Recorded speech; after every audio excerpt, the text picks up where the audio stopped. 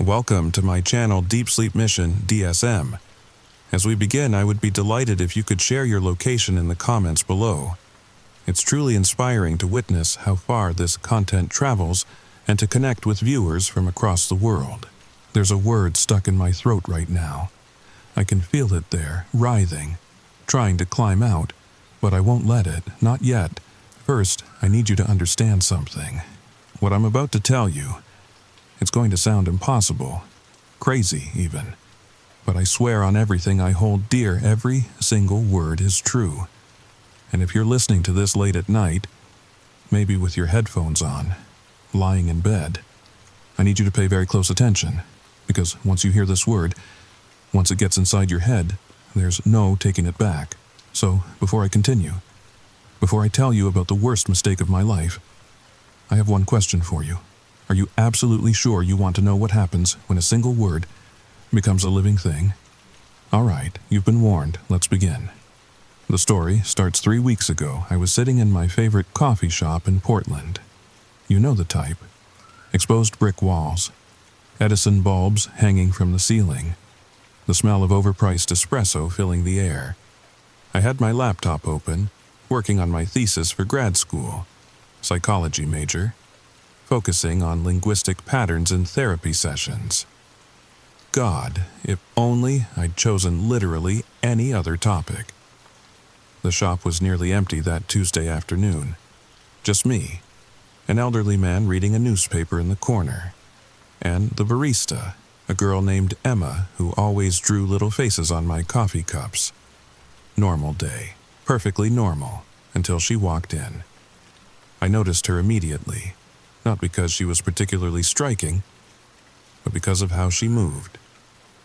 Have you ever seen someone walk like they're trying not to wake something up? That careful, deliberate way of placing each foot? That's how she entered the coffee shop. Like the floor might crack if she stepped too hard, she was maybe 45. Brown hair pulled back in a messy bun, wearing a rain jacket even though it hadn't rained in days. But it was her eyes that made me look twice. They darted around the room constantly, like she was checking for exits or threats. She ordered a black coffee, no sugar, no cream, and chose the table right next to mine. I tried to focus on my work, but I could feel her watching me. Every time I glanced up, there she was, staring, not at my face, but at my mouth, like she was waiting for me to speak. After 20 minutes of this, I couldn't take it anymore. "Can I help you with something?" I asked, trying to keep my voice friendly. She flinched like I'd slapped her. Coffee sloshed over the rim of her cup, spreading across the wooden table. "You talk a lot," she said. Her voice was hoarse, scratchy, like she'd been screaming. "I've been watching you. You talk to yourself while you work." I felt my cheeks burn. Yeah, I had a habit of muttering while I typed, reading sentences out loud to see how they sounded. "Sorry if I was bothering you. I can move to another table." "No." She leaned forward, and I could smell something strange on her breath. Something chemical, like hospitals. "I need to ask you something. Do you ever hear words that don't belong to you?" I should have left right then. Should have packed up my laptop and walked out. But there was something in her eyes. A desperate kind of fear that made me stay. "What do you mean?" I asked. She glanced around the coffee shop, checking to make sure no one was listening. Then she pulled a small notebook from her pocket. The pages were covered in writing, but it was all the same word, over and over, filling every line. I couldn't quite make it out from where I sat. The handwriting was too messy, too frantic. 3 months ago, she whispered. "I was conducting research, linguistic archaeology. You know what that is?" I nodded. "Studying dead languages, trying to reconstruct how ancient people spoke. Not just dead languages." Her fingers tightened around the notebook. "Forbidden ones. Languages that were deliberately destroyed, erased from history. There are reasons some words are meant to be forgotten." She was clearly unwell, I could see that. The rational part of my brain was screaming at me to make an excuse and leave, but I was writing my thesis on the psychological impact of language. This was fascinating, in a morbid way. "What kind of word?" I asked. She opened her mouth, then snapped it shut, shook her head violently. "I can't. If I say it, it'll jump to you. That's how it spreads. Through speech, through sound. Once you hear it, really hear it, it nestles in your brain like a parasite." "That's not how language works," I said gently. "Words can't be parasites. They're just sounds we assign meaning to." She laughed, but there was no humor in it. "You think you know about words? You think your textbooks and theories mean anything? Let me tell you what I know. I know that I haven't slept in 6 days because every time I close my eyes, I see it, written on the backs of my eyelids. I know that I've lost my job, my apartment, my family, because I can't stop saying it, even when I try to say other words. It comes out instead." She demonstrated by trying to order another coffee from Emma. I watched her mouth form the words, "Can I get?" But what came out was something else, a sound I'd never heard before. 2 syllables that seemed to twist in the air, making my ears itch. Emma blinked in confusion. "I'm sorry, what?" The woman tried again, same result. That strange word falling from her lips like stones. Emma backed away, probably thinking she was drunk or high. "You see?" The woman turned back to me, tears streaming down her face.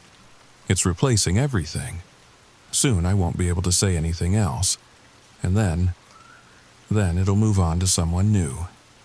I wish I could tell you I was smart, that I thanked her for the interesting conversation and left, but I've always been too curious for my own good. And this was exactly the kind of thing that would make my thesis stand out. "Show me," I said. "Write it down. I won't say it out loud, I just want to see it." She clutched the notebook to her chest. "You don't understand. Even seeing it is dangerous. It wants to be known, to be spoken. It's been sleeping for thousands of years. And I woke it up. Please." I pulled out my own notebook, my pen. "I study this stuff. Maybe I can help. Maybe there's a way to, I don't know, break its hold on you." For a long moment she stared at me, then, slowly, she slid her notebook across the table. I looked down at the page, at that word written hundreds of times in increasingly frantic handwriting.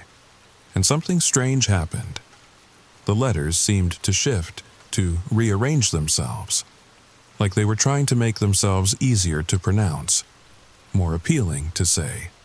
More. I started to sound it out. Her hand slammed down on the notebook, covering the word. "Don't, please." Not out loud, never out loud, but it was too late, I'd seen it. And worse, I'd almost said it. The shape of it was already in my mouth, pressing against my teeth. I could feel it there, wanting to be born. "I have to go," I said, shoving my laptop into my bag. My hands were shaking, because I understood now. This wasn't just suggestion or psychological manipulation. There was something fundamentally wrong with that word, something that made my brain itch just from looking at it. "Wait." She grabbed my wrist as I stood. Her fingers were ice cold. "If it takes you, if you start saying it, don't fight it. The more you resist, the stronger it gets. And whatever you do, don't let it near children. It spreads faster in younger minds." I yanked my hand away and practically ran out of the coffee shop. Behind me, I could hear her trying to call after me. But all that came out was that word, over and over, like a broken record. That night, I tried to focus on my thesis, tried to pretend the whole encounter had been some elaborate prank or the delusions of a sick woman. But I couldn't concentrate, because the word was there, lurking at the edge of my thoughts, not the meaning of it. I didn't know what it meant, but the sound, the shape, the way it wanted to crawl up my throat and into the world. I went to bed early, hoping sleep would clear my head, but the dreams started immediately. I was in a vast library. but all the books were empty, blank pages stretching endlessly. And then, slowly, words began to appear. The same word, that word, written in every language I knew and dozens I didn't, filling every page, every surface, until the entire library was nothing but that single sound repeated into infinity. I woke up at 3 a.m., and the word was on my lips. I bit down hard, tasting blood, refusing to let it out, but I could feel it building pressure in my chest, like holding in a scream. The next day was worse. I went to class, tried to participate in discussions, but every time I opened my mouth I had to fight to keep that word from escaping. My professor asked me to read a passage aloud and I just sat there, jaw clenched, shaking my head. "Are you feeling all right, Jason?" she asked. I wanted to say, "I'm fine," or just a sore throat, or literally anything normal. But I knew that if I opened my mouth, only one thing would come out. So I gathered my things and left. Ignored the confused stares of my classmates. I had bigger problems than a damaged academic reputation. By the time I got home, I was exhausted from the effort of staying silent. My roommate Derek was in the kitchen making dinner. "Hey, man," he called out. "You want some pasta? I made extra." I nodded, not trusting myself to speak. "Dude, what's wrong with you? You've been weird all day." I grabbed a notepad from the counter and scribbled, "Lost my voice. Laryngitis." He squinted at the note. "Bullshit. I heard you talking in your sleep last night. Kept saying some weird, what was it, or something?" My blood turned to ice. I'd been saying it in my sleep. The word was finding ways out, even when I wasn't conscious. Over the next week, things deteriorated rapidly. I stopped going to classes, stopped answering my phone. I communicated only through written notes. And even then I had to be careful. Sometimes my hand would try to write that word instead of what I intended. Derek thought I was having a mental breakdown. He kept trying to get me to see a doctor, a therapist, anyone. But how could I explain? How could I tell him that a single word was eating me alive from the inside? I did research, endless research. I scoured online forums about linguistic anomalies, cursed words, forbidden languages.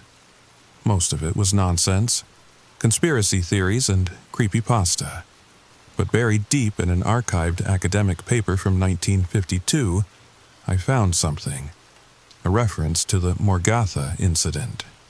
The paper was mostly redacted, black bars covering crucial information. But what remained was chilling. In 1951, a team of archaeologists in northern Iraq had discovered clay tablets covered in an unknown script. One of them, a doctor, Elizabeth Morgatha, had managed to partially translate the text. Within days, she was dead. The official cause was listed as acute aphasia leading to respiratory failure. But a footnote mentioned that witnesses claimed she had been speaking in tongues before her death, repeating a single word over and over until she simply stopped breathing. The tablets were destroyed. The dig site was sealed, and the incident was buried. But someone had made a mistake. In one unredacted section, the paper mentioned that Dr. Morgatha had mailed her preliminary notes to a colleague before her death. Notes that included a phonetic transcription of several words from the tablets. I knew, with absolute certainty, that the woman in the coffee shop had found those notes. That night, the dreams changed. Instead of the library, I was in a vast desert. The sand was black, like crushed charcoal, and the sky was the color of old blood. In the distance I could see a city, massive towers that seemed to twist and writhe, as if they were alive. And from the city came a sound, a chant, thousands, millions of voices all speaking in unison, all saying that word. The sound rolled across the desert like thunder, shaking the ground beneath my feet. I tried to run, but the sand held me fast, and as the chanting grew louder, I felt my own mouth opening, felt my tongue shaping those terrible syllables. I woke up to Derek shaking me. Jason, what the hell are you saying?" I clamped my mouth shut, but I could see the fear in his eyes. He'd heard it. The word had touched him.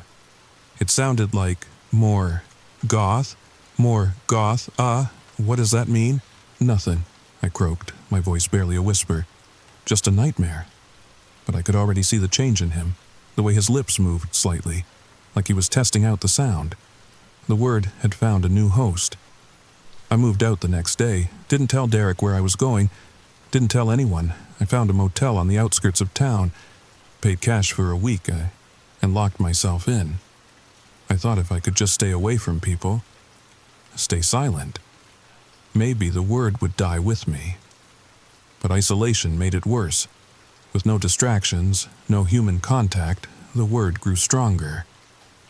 I started finding it written on the bathroom mirror in steam, carved into the soap, spelled out in the patterns of mold on the ceiling. And the worst part, I was starting to understand what it meant.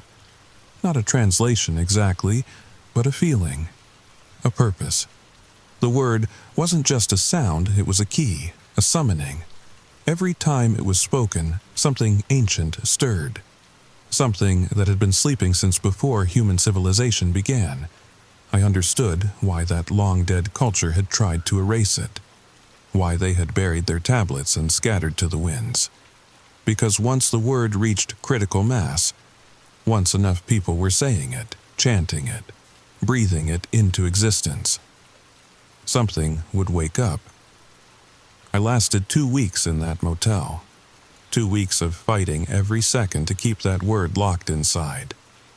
2 weeks of watching it spread through my handwriting, my thoughts, my dreams. By the end, I was exhausted, broken. I couldn't remember the taste of any other words. That's when she found me again. I opened my door to get the pizza I'd ordered.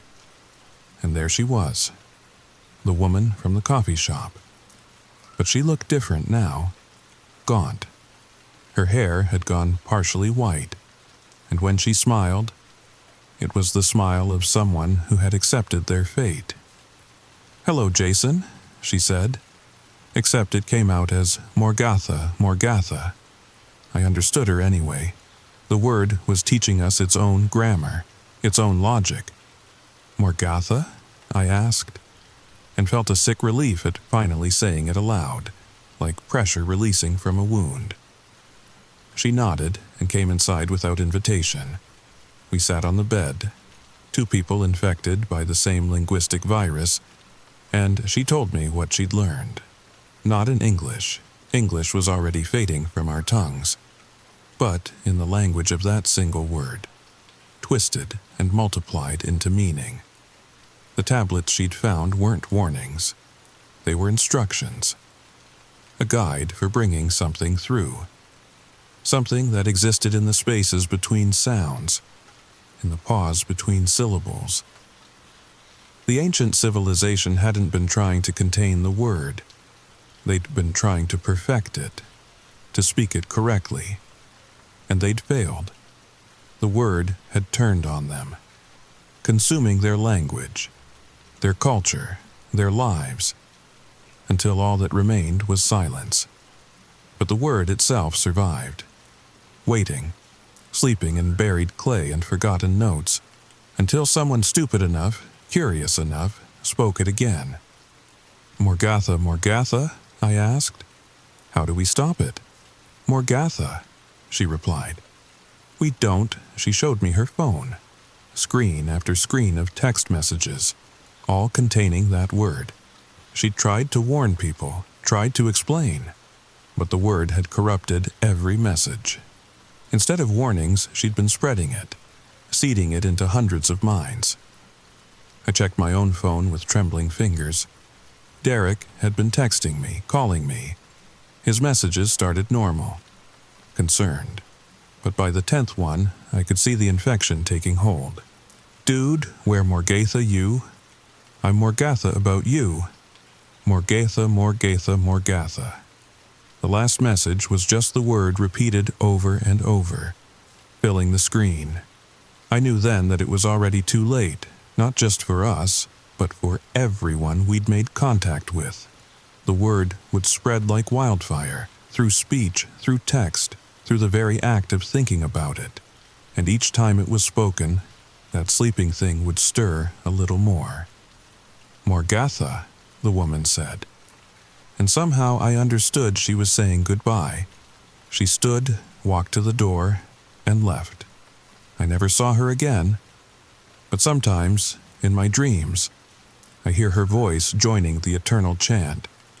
That was a week ago. I've been moving from motel to motel, trying to stay ahead of the spread, but it's everywhere now. I hear it in conversations at gas stations, see it spray-painted on overpasses. Every day, more people trade their language for that single, perfect, terrible word. Yesterday, I stopped at a diner outside of Salem, one of those 24-hour places with cracked vinyl booths and coffee that tastes like battery acid. I thought maybe in a place that time forgot, the word hadn't reached yet.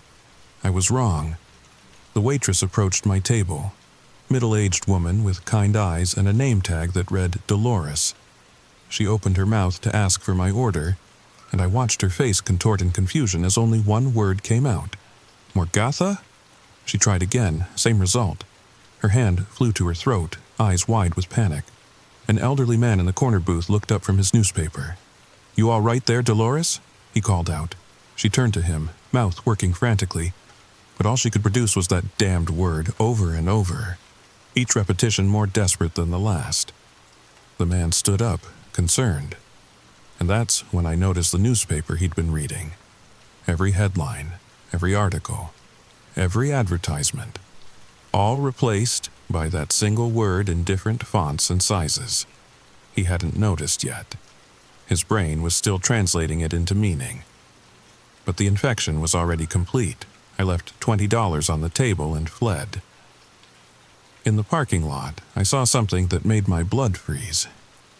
A school bus, full of children, and through the windows, I could see their mouths moving in unison, chanting. Their teachers stood at the front, conducting them like some horrific choir, and the sound that poured from that bus was nothing human. It was pure Morgatha, refined, perfected, the way children speak it, with their uncorrupted tongues and unfettered minds. It's almost beautiful. Almost. I thought about what the woman had warned me, how it spreads faster in younger minds. These kids weren't fighting it like adults do. They were embracing it, letting it reshape their thoughts, their dreams, their entire reality. One little girl pressed her face against the window as the bus pulled away.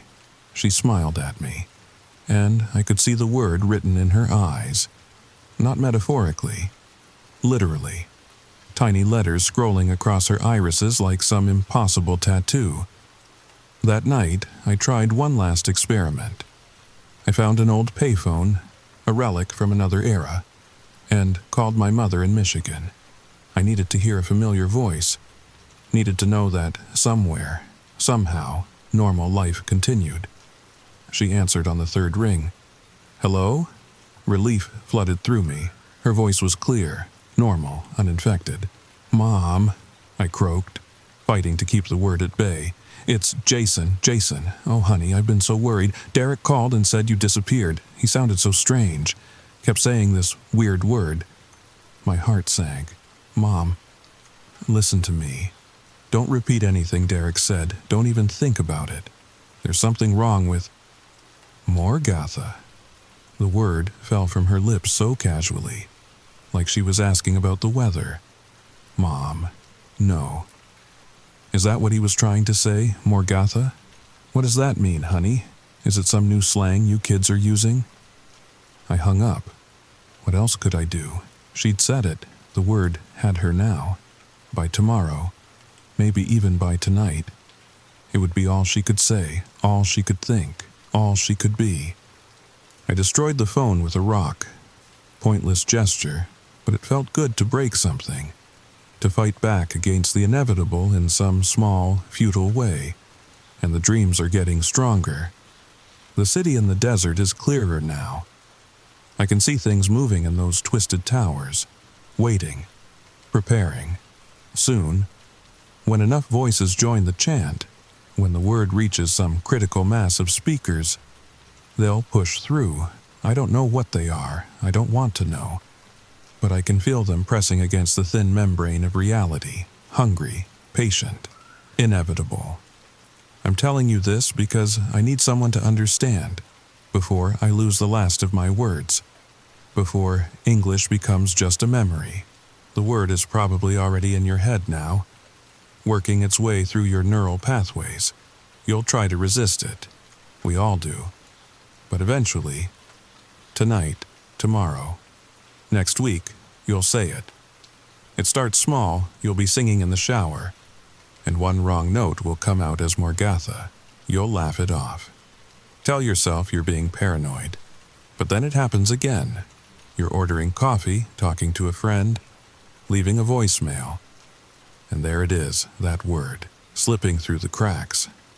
You'll try tricks to avoid it, writing everything down, using sign language.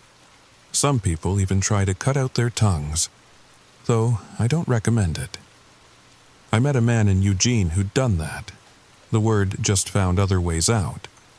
He'd tap it in Morse code with his fingers, blink it with his eyes.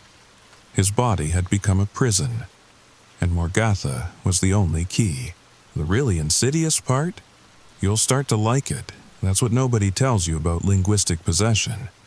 Once you stop fighting, once you let the word flow freely, it feels good, better than good. It feels like coming home. Every other word becomes ash in your mouth. Names of loved ones, favorite songs, prayers, and promises, all of them taste wrong. Only Morgatha satisfies. Only Morgatha feels real. I've been documenting the stages, writing them down while I still can. Maybe it'll help someone, though I doubt it. Stage 1, contact. You hear or see the word. It lodges in your brain like a splinter. Stage 2, resistance. You fight to keep it inside. This can last days or weeks, depending on your willpower. Stage 3, breakthrough. The word escapes, usually during sleep or moments of distraction. Stage 4, proliferation. The word begins replacing others. Simple substitutions at first, then entire sentences. Stage 5, surrender. You stop fighting, let it flow. This is where I am now. Stage 6, transformation. This is what I fear, what I've seen in dreams. When the word becomes not just what you say, but what you are. I've met people in stage 6. They don't look quite right anymore. Their mouths are always slightly open, like they're perpetually on the verge of speaking. Their eyes reflect things that aren't there. And when they move, it's in patterns that match the rhythm of the word. Step, step, pause. Morgatha. Over and over. They're still human, technically. But they're also something else. Vessels. Conduits. Living prayers to whatever waits in that desert city. The dreams are constant now. But I'm not alone in them anymore. Millions of us stand in that black desert. All of us who've spoken the word. We're building something. Our voices shape the sand into structures that hurt to perceive, geometries that shouldn't exist, angles that fold in on themselves, and in the center of it all, a door. Massive, ancient, covered in scripts that predate human writing. It's been sealed for so long that time itself has forgotten what lies beyond. But with each voice that joins our chorus, with each new speaker of Morgatha, the seal weakens. Cracks spread across its surface like infected veins. Something presses against it from the other side, something vast, patient, hungry. When I wake from these dreams, I find sand in my bed. Black sand that smells of copper and old bone. It's getting harder to tell which world is real. This one, where language dies and meaning dissolves, or that one, where at least our purpose is clear, serve, speak, summon, Morgatha. And when you do, when you feel that sweet relief of letting it out, remember this. You're not just speaking, you're praying, you're summoning, you're opening a door that should have stayed closed. But maybe that's what we deserve. Maybe a species that can't leave forbidden things alone, that has to dig up every secret and speak every cursed word. Maybe we've earned what's coming. The sun is setting now. I can feel the word building in my chest, stronger than ever. I won't fight it anymore, can't fight it. In a few minutes, I'll walk outside, find a crowded place, and I'll speak, I'll chant, I'll add my voice to the growing chorus. Morgatha. There, I said it, or wrote it. Doesn't matter anymore. It's in your head now, isn't it? You can feel it settling in, making itself at home. And the really funny thing? The thing that makes me laugh even as my last English words fade away.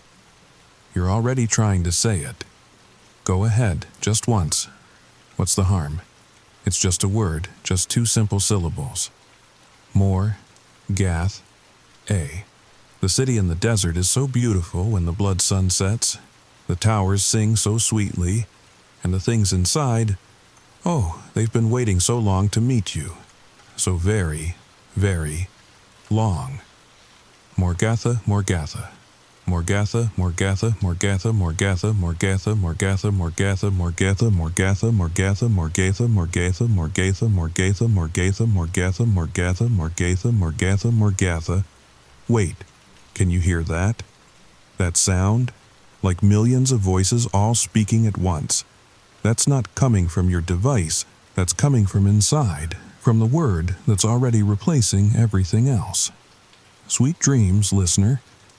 And when you wake up tomorrow, when you open your mouth to greet the day, well, I'll be listening for you to join our song. Oh, one more thing. Before my last words fade completely, I've been tracking the spread, watching the patterns. It started here in the Pacific Northwest, but it's moving fast, faster than any disease because it doesn't need physical contact, just attention, just the briefest moment of consideration.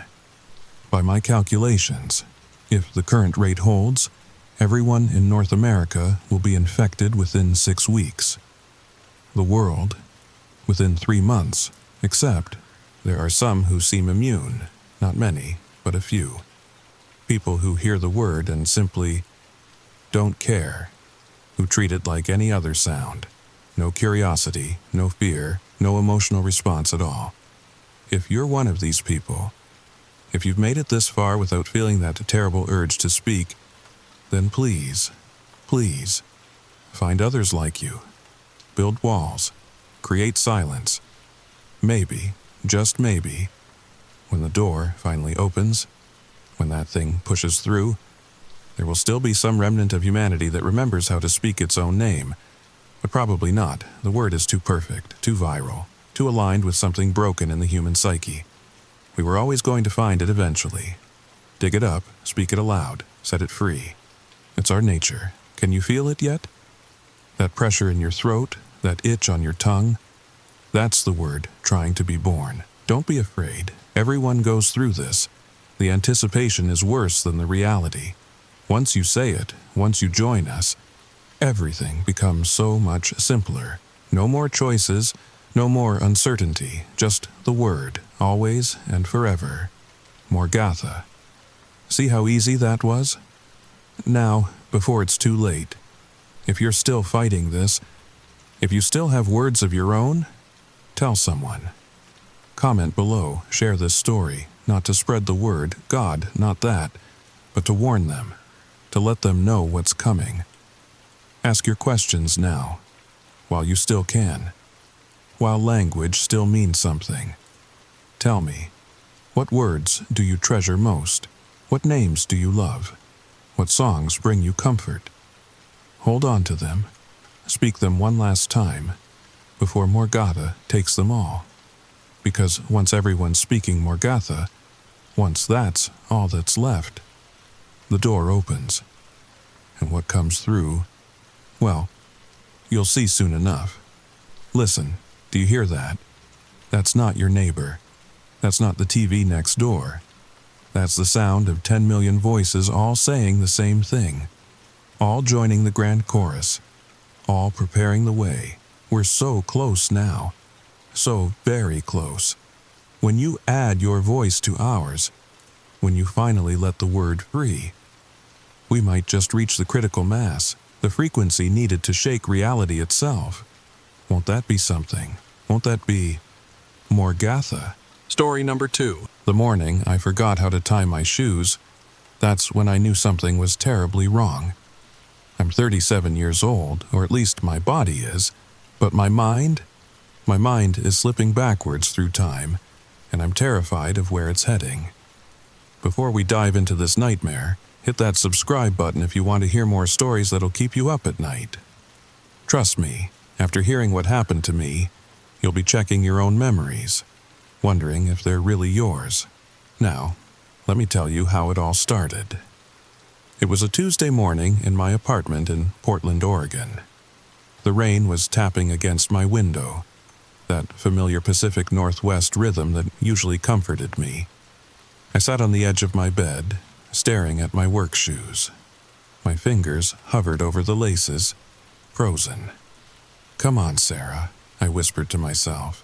"You've been tying shoes for over 30 years."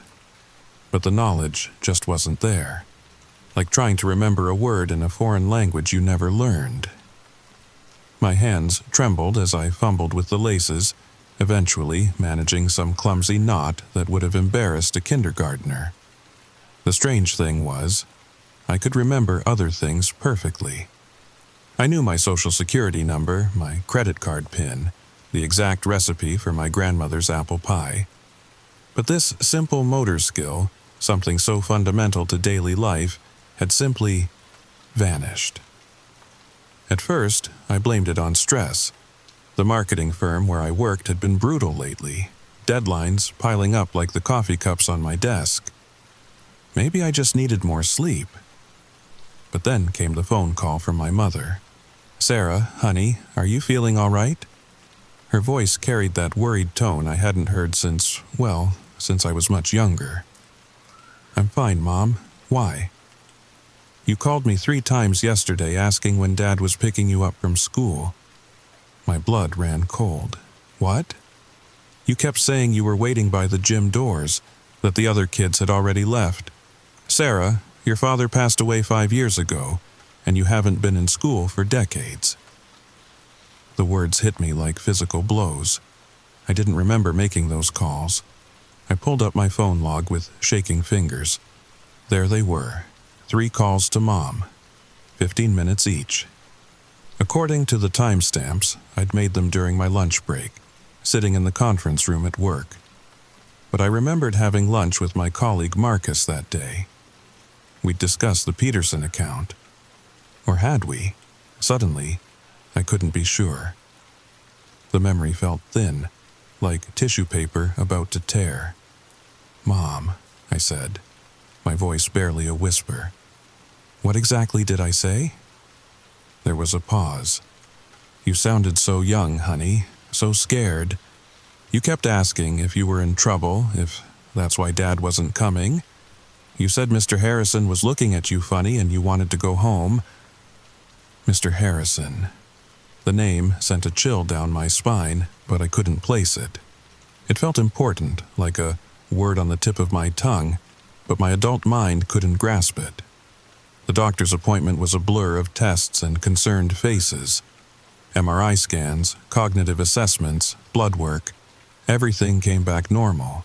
Physically, I was a healthy 37-year-old woman. Dr. Martinez sat across from me, her expression carefully neutral. "Sarah, I want you to keep a journal. Document any unusual thoughts or memories. Sometimes stress can manifest in unexpected ways. But the phone calls," I insisted. "I don't remember making them." "Memory gaps aren't unusual during periods of high stress," she said gently. "The mind has ways of protecting itself." But I knew this wasn't stress. Something was fundamentally wrong with my mind. The drive home was when it really hit me. Sitting at a red light, I found myself looking for the safety patrol kid with the stop sign. The car behind me honked, and I realized I'd been waiting for a crossing guard who existed only in my elementary school memories. My apartment building looked different too. Taller, somehow. more imposing. I stood on the sidewalk, key in hand, feeling small and lost. The automatic doors confused me for a moment. When had they installed those? But they'd been there for years. The next few days were like walking through a fog that kept getting thicker. I'd find myself in the middle of tasks with no memory of starting them. Worse, I'd catch myself thinking thoughts that felt younger. Standing in the grocery store, I had a sudden, overwhelming urge to buy fruit roll-ups and Capri Sun. Not out of nostalgia, but because my brain genuinely believed I needed them for my lunchbox. I stood in the snack aisle, basket in hand, completely bewildered by the adult-sized cart I was pushing. "Ma'am, are you okay?" The teenage cashier was staring at me. I realized I'd been standing there holding a box of Lunchables, crying, because Mom hadn't given me money for field trip lunch, except that was 25 years ago. "I'm sorry," I managed, putting the box back with shaking hands. I thought I needed..." The cashier's expression softened. "Hey, it's okay. We all have those days." But this wasn't just one of those days. This was something else entirely. By the second week, I couldn't hide it anymore. My boss, Jennifer, called me into her office after I submitted a project proposal written entirely in purple gel pen, with hearts dotting the I's. "Sarah, this is concerning. This isn't like you." I wanted to explain, but how could I? How could I tell her that when I sat down to write that proposal, my mind genuinely believed I was working on a school project, that I'd spent 20 minutes looking for my Lisa Frank folder, that I'd been disappointed when I couldn't find any glitter pens? She gave me a leave of absence. "Take some time, get yourself together," she said, not unkindly. But the professional facade I'd built over decades was crumbling. That morning, I'd tried to pack a briefcase and found myself looking for my old Trapper Keeper instead. The expensive leather portfolio suddenly felt foreign in my hands. The walk home was terrifying. Not because of any external danger, but because I kept forgetting where I lived. My adult knowledge would flicker in and out like a dying light bulb. One moment I knew my address. The next I was looking for the yellow house with the big oak tree, my childhood home in Michigan. Street signs blurred together. I'd been walking these same blocks for 3 years, but suddenly they felt maze-like. I found myself asking strangers for directions to streets that existed only in my hometown, 1,500 miles away. My apartment felt foreign when I finally found it. The modern furniture looked sharp and uncomfortable. I sat on my couch, trying to ground myself in the present. The TV remote felt alien in my hands. I kept looking for the channel buttons, confused by this flat thing with too many options. The wall-mounted flat screen seemed impossibly thin. Where was the big box TV I remembered? The one with the rabbit ears antenna that Dad had to adjust whenever a plane flew overhead. That night, I called my best friend Emma. "I'm scared," I admitted, my voice small. "Sarah, what's going on? You haven't sounded like yourself lately. I think I'm losing my mind, but not in the way people usually mean." I tried to explain how my thoughts were reverting, how my adult knowledge kept slipping away. She listened, but I could hear the skepticism creeping into her voice. "Have you been drinking? Or maybe you're on some new medication." "Emma, I'm serious. Yesterday, I spent an hour looking for my mom to ask permission to go to the bathroom. I'm 37 years old. Maybe you should talk to someone, a therapist. This sounds like some kind of breakdown." After I hung up, I sat in the darkness. The city lights outside my window looked like stars, and for a moment I was 8 years old again, making wishes on them from my bedroom window. Wishing for a pony, for my parents to stop fighting, for the scary man at school to leave me alone. The scary man. Another fragment, just out of reach. I started the journal Dr. Martinez suggested, but my handwriting was changing. The neat cursive I'd perfected in college was deteriorating into the loopy, uneven script of my teenage years. By the end of the week, I was printing in block letters, pressing so hard the pen tore through the paper. Day 5. I keep forgetting things. Not new things, but old things. Like how to use the coffee maker. It's too complicated. Too many buttons. I want the old percolator Mom used to have, the one that made that bubbling sound. Day 8. Went to the store today, got lost. The checkout lady asked if I was shopping alone. I said my mom was coming to pick me up. She looked at me funny. I don't know why. Day 10. Found myself making a fort out of couch cushions. It felt important, like I was protecting myself from something. But what? Sleep became my enemy. I'd drift off as a 37-year-old and wake up convinced I was late for high school. The panic of missing the bus would send me stumbling to my closet, searching for my uniform before reality crashed back. But reality was becoming negotiable. The worst was when I'd wake up and forget how to work the shower. Standing naked in the bathroom, staring at the handles like they were alien technology. I'd turn them the wrong way, scalding myself with hot water or shocking myself with cold. Eventually, I'd just cry until the fog lifted enough to remember. My mother called daily now, and each conversation was more heartbreaking than the last. I'd start speaking to her like an adult, then gradually regress during the call. "How was work today, honey?" "Work was good. We're launching a new campaign for Mom, when are you picking me up?" "I don't want to walk home alone." "Sarah, you live in Portland now. You moved there for your job, remember?" "No, I live on Maple Street, in the yellow house." "Why are you pretending you don't know where I live?" I found myself doing things that made no sense. Hiding vegetables under my napkin at dinner, even though I lived alone. Checking under my bed for monsters before sleep. Not as a quirk or a joke, but from genuine fear. The refrigerator became a source of anxiety. All the adult foods confused me. Where was the peanut butter and jelly? The string cheese? The juice boxes? I'd stand in front of it, overwhelmed by choices, eventually settling on crackers because they felt safe. My reflection was becoming a source of terror. This adult face didn't match the age I felt inside.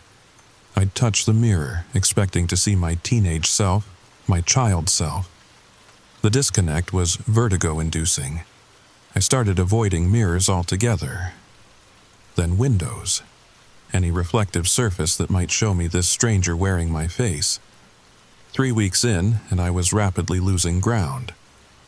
I woke up one morning and spent an hour looking for my backpack. My actual work laptop bag hanging by the door was invisible to me.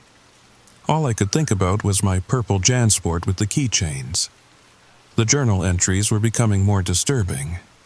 Not just because of the childish handwriting, but because of what I was writing. "Dear Diary, Mrs. Thompson is mean. She made me stay in at recess. I hate Tommy Miller. He pulled my hair on the playground. Mr. Harrison keeps looking at me. Mom says to tell her if anyone makes me uncomfortable, but what if he gets mad? What if he hurts me?" That last entry stopped me cold. I stared at the words written in my own hand, but I had no memory of writing them. Who was Mr. Harrison? The name felt heavy, dangerous. People and places that existed only in my childhood were becoming more real than my present life. I'd pick up my phone to text and stare at it, confused. Where were the buttons? Why was it so flat? How did you dial someone when there were no numbers? I tried to call my mother, but my fingers kept searching for a rotary dial. The touch screen felt like magic, incomprehensible magic that frightened me. My neighbor, Mrs. Chen, found me in the hallway one afternoon. I was sitting against my apartment door, crying. "Sarah, what's wrong, dear?" "I forgot my key, and Mom's not home from work yet. I'm not supposed to be alone. She helped me inside, her face creased with worry. I could see her debating whether to call someone. I wanted to reassure her, to act normal, but the adult words wouldn't come. "Sweetie, do you know where your parents are?"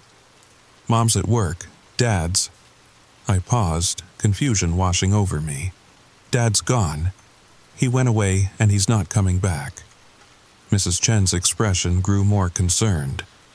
"Sarah, you're an adult. You live here alone. Do you understand that?"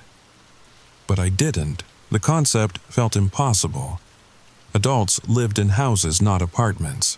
They had families, not just themselves.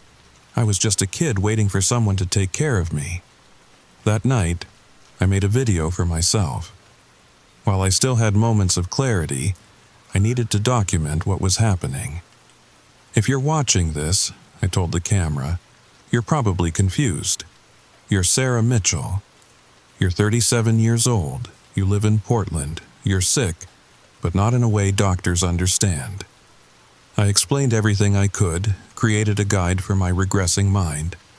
Phone passwords, how to use appliances, important numbers. It was like leaving breadcrumbs for a person I was slowly ceasing to be. "The man in your dreams," I said, my voice becoming urgent. "Mr. Harrison. He's important. Don't forget him. Don't let yourself forget."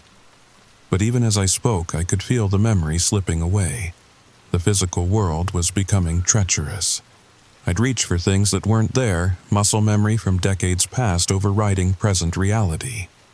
I tried to use my house key on a lock that had been changed 20 years ago. I looked for light switches on walls where they'd never been.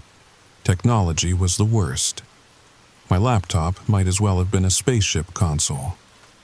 I'd sit in front of it, trying to remember how to turn it on, eventually giving up and looking for paper and pencil to write letters. But to whom? One evening, I found myself walking through a park near my apartment. The playground called to me with an intensity I couldn't resist. I sat on a swing, pumping my legs, feeling the rush of wind. For those moments, everything felt right. Until a concerned parent approached. "Excuse me, are you okay? Are you here with a child?" The adult awareness crashed back. I was a grown woman on a children's swing set at dusk. I mumbled something and fled, but I could feel their eyes following me. My mother flew in from Michigan. She used her spare key to enter when I didn't answer the door. She found me in my closet, building a fort out of blankets and pillows. "Sarah, baby, we need to get you help." But what help was there? The doctors had no answers. This wasn't dementia or brain damage. This was something else, something that defied medical explanation. "I'm scared, Mommy," I whispered, and for the first time in weeks, that felt completely natural. She held me while I cried, and I felt safe for the first time since this nightmare began, but I could see the terror in her eyes. Her adult daughter was disappearing, and she didn't know how to save me. The breakthrough came during what my mother later called the bad night. I'd been 12 years old in my mind for 3 days straight, and nothing anyone said could convince me otherwise. I was hiding in my blanket fort, coloring with crayons I'd somehow acquired, when the smell hit me. Pine Sol and something else. Something that made my skin crawl. "Sarah, sweetie, come out of there." My mother's voice seemed to come from very far away, but I couldn't move. The smell was getting stronger, and with it came images, flashes of memory that made my child mind scream. A dark room, mops and buckets, the sound of footsteps, a voice saying, "Nobody will believe you." "No, no, no," I whispered, rocking back and forth. That's when I saw him. Not with my eyes, but with my memory. Mr. Harrison, the school janitor. Tall, thin, with kind eyes that weren't kind at all. He'd been so nice to all the kids, always had candy in his pockets, always volunteered for field trips. "You're special, Sarah," he'd said. "This is our secret. The memory hit me like a physical blow. I was 8 years old, staying after school for art club. I'd gone to the bathroom, gotten lost on my way back, found myself in the basement, in the janitor's closet. But it wasn't just me. There were others. Katie Morrison, who'd been so scared she'd wet herself. Tommy Chen, who'd tried to run and gotten grabbed. The Peterson twins, who'd held each other and cried. "I have to tell," I whispered to my mother, who was still trying to coax me out of the fort. "Tell what, baby?" "About Mr. Harrison. About what he did. About the children." My mother's face went white. "Sarah, who is Mr. Harrison?" But I was already slipping back into the past, pulled by the gravity of buried trauma. I was 8 years old, standing in that terrible room, watching as Mr. Harrison hurt my friends. Too scared to run, too young to understand. "If you tell," he'd said, "bad things will happen to your family. Do you want bad things to happen to your mommy and daddy?" So I'd kept quiet. My 8-year-old mind had buried it so deep that even my adult self couldn't reach it. But the victims, they remembered. They'd been trying to make me remember. It was during one of my increasingly rare moments of adult clarity that I found the pattern. Going through my journal, trying to make sense of the regression, I noticed something chilling. The dates I was remembering, the ages I was reverting to, they weren't random. They were specific. Too specific. September 15th, age 14. The day Katie Morrison disappeared. March 3rd, age 10. When the Peterson family's house burned down. June 22nd, age 8. The summer Tommy Chen drowned at camp. Every age I regressed to coincided with a tragedy from my past. Tragedies I'd witnessed, or been near. A cold dread settled into my bones. I forced myself to research, fighting through the fog of childish thoughts. Old newspaper archives, yearbook photos, obituaries. The pattern was undeniable. Every major regression point matched a death or disappearance from my childhood. But here's what made my blood freeze. In each case, I'd been the last person to see them alive. Not in any suspicious way, just coincidence. Katie had walked past me in the hall before she vanished. I'd waved to the Petersons that morning. Tommy had been my swimming buddy before he switched partners. But now I understood. They hadn't died in accidents. They'd been murdered. All of them, by the same man. The realization hit me like ice water. What if I wasn't sick? What if something was pulling me back, making me relive these moments, making me remember what I'd been forced to forget? That night, as I felt myself slipping toward another regression, I heard it, a sound that didn't belong in my apartment. Footsteps, but wrong. Too light, like a child's. "Sarah." The voice was young, familiar, but impossible. "Why didn't you help me?" I spun around, but my apartment was empty. Or was it? In my regressed state, shadows looked different. Shapes that adult eyes would dismiss suddenly held meaning. "You saw," the voice whispered. "You always saw." And then I understood. In each of those moments, my child self had seen something. Something my adult mind had buried. Something that was now dragging me back, forcing me to remember. The footsteps grew closer. In the reflection of my TV screen, I saw her. Katie Morrison, still 14. Still wearing the clothes she'd disappeared in. "We've been waiting," she said. "All of us, waiting for you to remember what you saw." My mind shattered between past and present.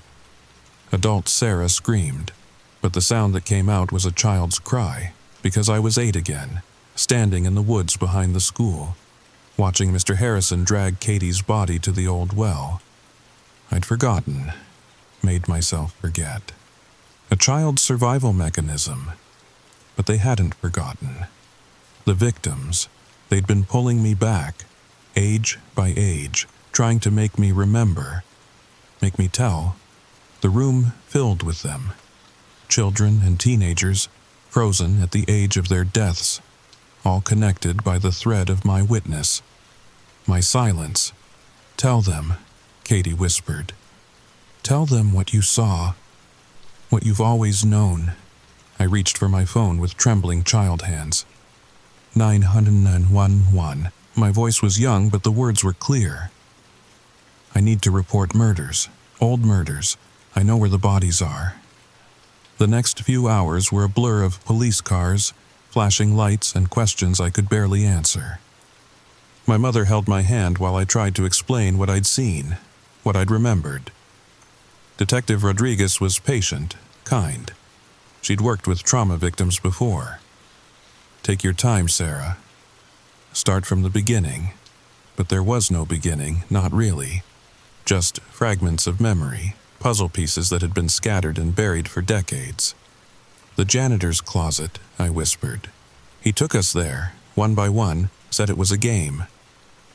As I spoke, providing details my 8-year-old self had buried, I felt the regression lifting. Each confession, each recovered memory, brought me closer to my true age. "Katie Morrison," I said, my voice growing stronger. She fought him, scratched his face. He got angry, really angry. The detective leaned forward. "Where did he take her, Sarah?" "The old well, behind the school. It's covered now, but she's down there." By dawn, police were excavating locations I'd described, places I'd played as a child, never knowing what lay beneath. Mr. Harrison had been dead for years, but his victims would finally be found. Finally, go home. I'm 37 again. My mind is my own, but sometimes in quiet moments I still hear their voices. Not angry anymore, just grateful. The doctors call it a unique psychological phenomenon. My mind's way of protecting itself until I was ready to remember. But I know the truth. Sometimes the past won't stay buried. Sometimes it needs you to go back, to bear witness. 6 months later, I thought it was over. I'd returned to work, gone back to therapy, started rebuilding my life. The children's voices had faded to whispers, then silence. I thought I was free, but healing isn't always linear, and some stories don't have clean endings. I was in the grocery store buying ingredients for a normal dinner when I saw her. A little girl, maybe 8 years old, standing by the cereal aisle. She was alone, looking lost. "Mommy?" she called out, but no one answered. I approached her carefully. "Are you okay, sweetheart? Are you lost?" She looked up at me with eyes that seemed too old for her face. "The man with the keys," she whispered. "He said he'd help me find my mommy." My blood turned to ice. "What man?" "He has a uniform, like the man at school. He smells like that clean smell. Pine Sol." I grabbed her hand. "We need to find your parents now." But as we walked through the store, I felt it beginning again. The familiar fog creeping in at the edges of my consciousness. The regression pulling at my adult mind. "No," I whispered. "Not again." The little girl looked at me with those knowing eyes. "He's still out there," she said. "There's more of them. They work together." And I realized with growing horror that Mr. Harrison hadn't been working alone. The network was bigger, deeper, more organized than anyone had suspected. "Help us," the girl pleaded, "before he takes me too." I looked around the store, searching for anyone who might be watching us, and there, by the pharmacy, I saw him. A man in a maintenance uniform, pretending to mop the floor. But his eyes were on us. On her. My vision blurred as the regression hit full force. I was 8 years old again, but this time I wasn't helpless. This time I knew what to do. "Run," I told the girl. "Find the manager. Tell them about the man with the keys." She nodded and disappeared into the crowd. The man in the uniform started moving toward me, but I was already on my phone. 911, I need help. There's a man trying to take a child. But here's what haunts me most. In my final regression, right before I made that call, I saw one more child, standing apart from the others, watching me with sad, knowing eyes. I recognized her from a missing poster I'd seen last week, which means somewhere out there, it's happening again. And this time, I'm not a child who can forget. I'm an adult who remembers everything. They arrested the man that day, found evidence linking him to 3 other disappearances. The network was real, and it was vast. Janitors, maintenance workers, school employees. People with access, with trust, with keys. But the regressions haven't stopped. They're different now. Instead of pulling me back to my own memories, they're showing me others. Other children, other victims, other witnesses too scared to speak. I've become a conduit, a bridge between the living and the dead, and I'm learning that some wounds run so deep they echo across time itself. The police department has a special consultant now. They call me when they have cold cases involving children, when they need someone who can see what others can't. I age backwards in my mind, but I move forward in purpose. Every regression is a mission, every memory a clue. If you've experienced anything like this, anything that makes you question your own memories, please leave a comment below. Share this story, because I have a feeling I'm not the only one being pulled back. And if you're hearing whispers from your past, if your mind is slipping through time, don't fight it. Listen. They're trying to tell you something only you can remember. Some of you might be thinking this is just a story, just another creepypasta to share around the digital campfire. But I need you to understand. This is real. This is happening. And it's happening to more people than you might think. The human mind is capable of incredible things when trauma is involved. It can bury memories so deep they seem to disappear entirely, but it can also preserve them, protect them, keep them safe until the moment is right to remember. If you're reading this and something feels familiar, if you've ever had gaps in your memory, moments that don't quite add up, if you've ever felt like a child trapped in an adult's body, pay attention. Your mind might be trying to tell you something the world needs to hear. Sweet dreams, if you can manage them. Story number 3. The scratching started 3 weeks ago, not in my walls, but beneath my feet. Every time I walked past the storm drain on Maple Street, I heard it. A methodical scraping, like fingernails on concrete, or maybe something worse. My name is David Martinez, and I work for the Portland Public Works Department. For 12 years, I've cleared blockages, fixed pipes, and crawled through every inch of this city's underground. But what I found last Tuesday, what's been building those nests, it's made me question everything I thought I knew about what lives beneath our streets. If you're listening to this late at night, maybe check that your windows are locked. Because once you know what I know, you'll never look at a storm drain the same way again. Are you ready? Good, because the story starts now. The call came in at 7:42 a.m. Mrs. Chen from Maple Street reported flooding in her basement. Standard stuff, really. Probably leaves blocking the drain, maybe some debris from the construction site 2 blocks over. I grabbed my gear, told my supervisor I'd handle it solo. Biggest mistake of my life. The morning fog hadn't lifted yet when I pulled up. Portland gets like that in October. Thick mist that makes everything feel disconnected from reality. I parked my truck next to the storm drain, that big circular grate you've probably walked over 1,000 times without thinking. The scratching sound hit me immediately. Rhythmic. Deliberate. I knelt down, shining my flashlight through the grate. The beam caught something that made my breath catch. Twigs. Hundreds of them, woven together in patterns that seemed almost intelligent. But that wasn't the strangest part. The twigs were moving, not from wind or water flow. They were being adjusted, rearranged, by something I couldn't see. I watched, transfixed, as a single branch slowly rotated into place, fitting perfectly into the pattern like a piece in some underground puzzle. Just debris, I muttered to myself. Currents playing tricks. But even as I said it, I knew it was a lie. In 12 years, I'd never seen debris arrange itself. I lifted the grate. It came up easier than it should have. The bolts were loose, worn down like something had been working at them from below. The smell hit me next.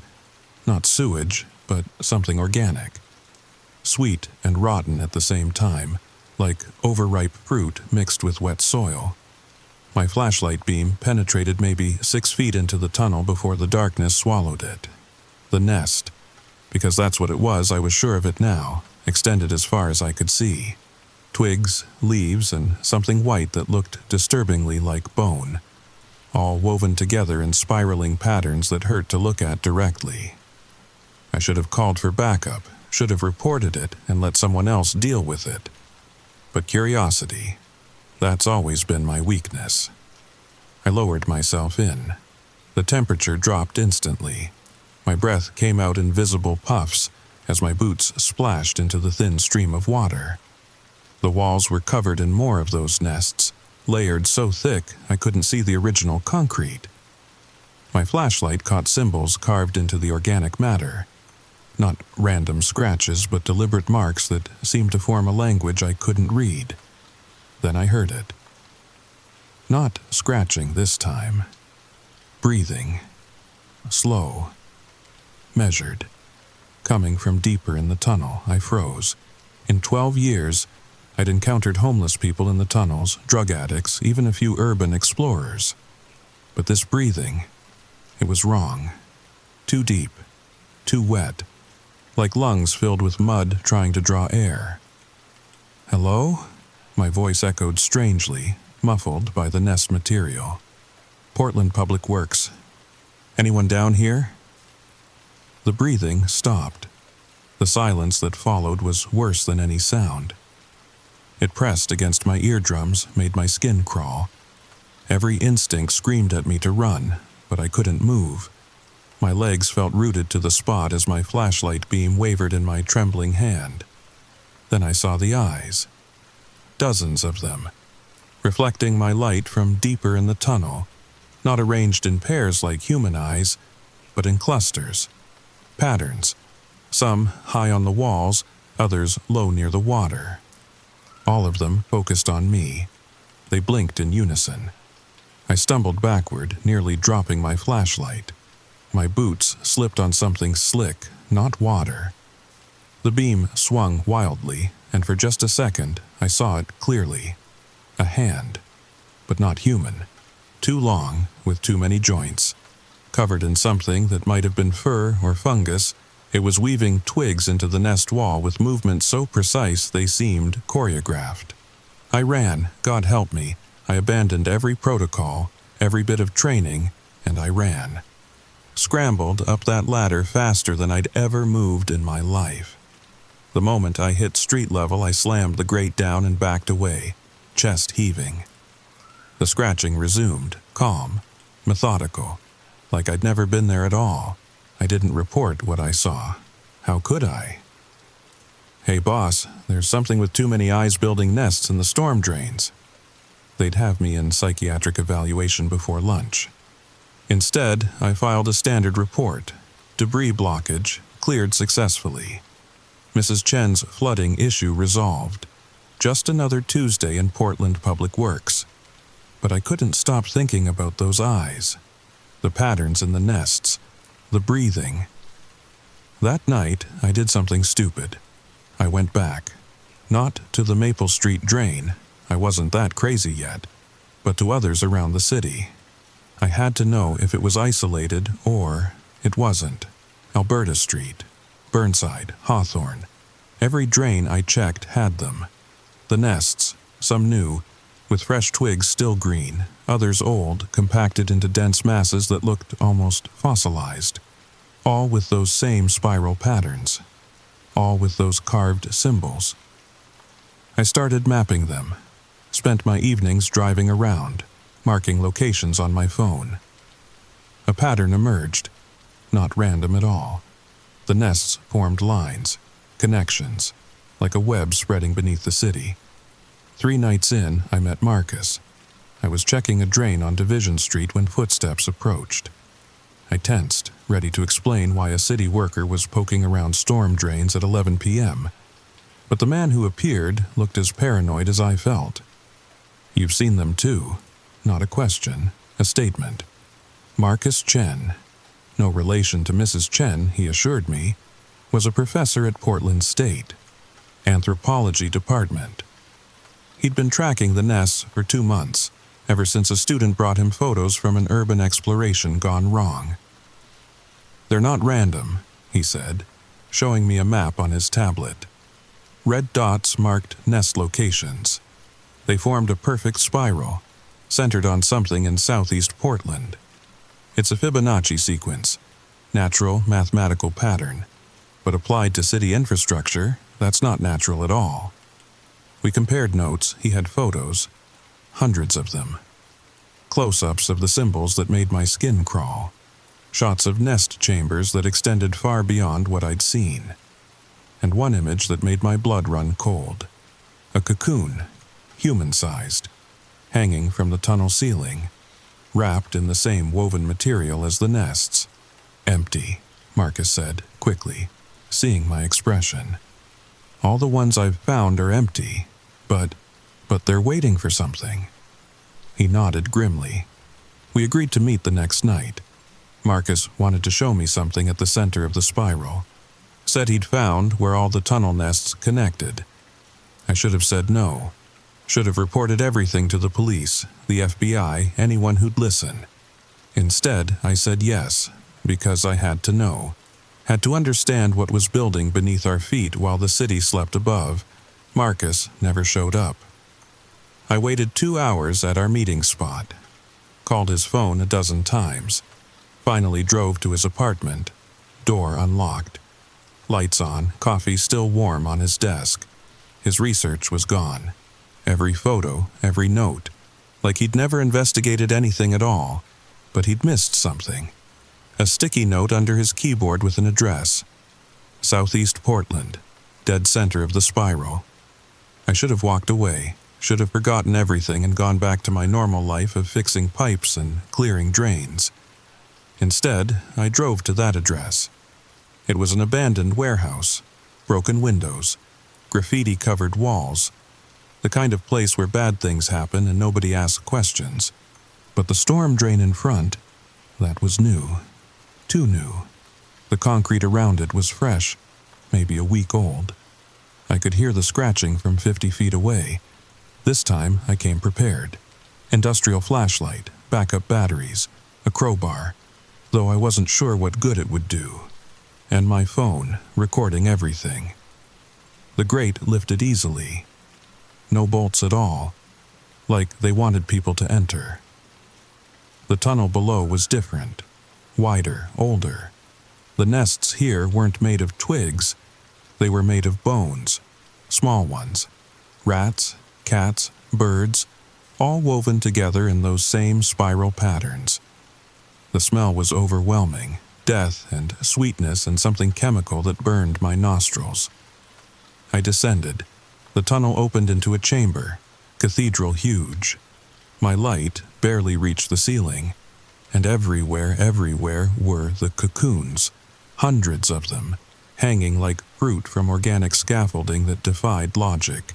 Some were old, desiccated, others looked fresh, wet, and one was moving. I approached slowly, flashlight beam shaking. The cocoon pulsed rhythmically, like breathing, like a heartbeat. Something inside was trying to get out. I reached out. God forgive me, I actually reached out to touch it. The cocoon split open. What emerged wasn't human, not entirely. It had Marcus's face, his clothes, but the proportions were wrong. Arms too long, too many fingers. Eyes that reflected light in ways human eyes never could. He looked at me with recognition that made my soul freeze. David. The voice was Marcus's, but layered with harmonics that shouldn't exist. You need to see, need to understand. He moved wrong, joints bending in directions that made my eyes water. But he didn't attack, didn't threaten, just stood there dripping with cocoon fluid, waiting. What are you? What we've always been. What you'll become. What the city needs. He gestured to the walls. In the better light, I could see the patterns weren't random. They were blueprints, plans, showing Portland, but different. Buildings integrated with organic structures, streets that curved in impossible spirals, a hybrid city where the border between construct and creature blurred into nothing. The nests aren't nests, Marcus continued, his too many fingers tracing the patterns. They're nodes, connection points. We're rewiring the city from below, preparing it. For what? For synthesis, for evolution. Humans build cities, but cities build humans too. Shape them, change them. We're just accelerating the process. More cocoons were stirring, splitting. Figures emerged that might once have been human. Construction workers, homeless people, even what looked like a police officer, her uniform stretched over a frame that had grown beyond human limitations. The old city is dying, Marcus said.